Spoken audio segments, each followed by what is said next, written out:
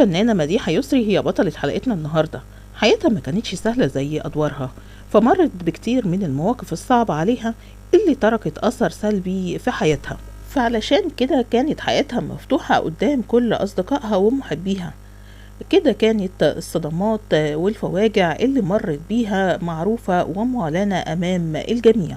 وهنتكلم النهاردة ونكشف عن عدد زيجاتها وإيه هي المأساة اللي مرت بيها وقصة وفاة ابنها الوحيد ورحلها وكمان رحلتها الفنية. وهنتكلم عن حاجات كتير جدا عن الفنانة مديحة يسري. اتجوزت 4 مرات، 3 مرات منهم كانت من داخل الوسط الفني. المرة الأولى من المطرب والملحن محمد أمين، أما المرة التانية فكانت من الفنان محمد فوزي وهو أبو ابنها الوحيد عمرو. وكمان المرة التالتة من الفنان والمنتج أحمد سالم. أما الزيجة الرابعة والأخيرة فكانت من الشيخ إبراهيم سلامة راضي.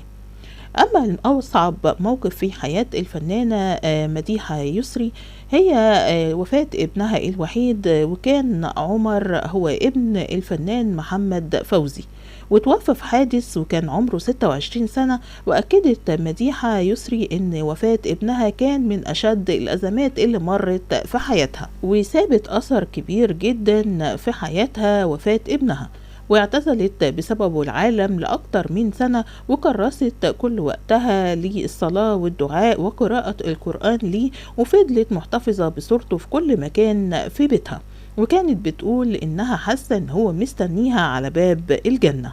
وبكده تكون خلصت حلقتنا النهاردة، ونرجو من حضراتكم دعمنا بلايك للفيديو، وكمان ما تنسوش اشتراك في القناة ونفعل الجرس على الكل ليصلكوا كل جديد وحصري من القناة.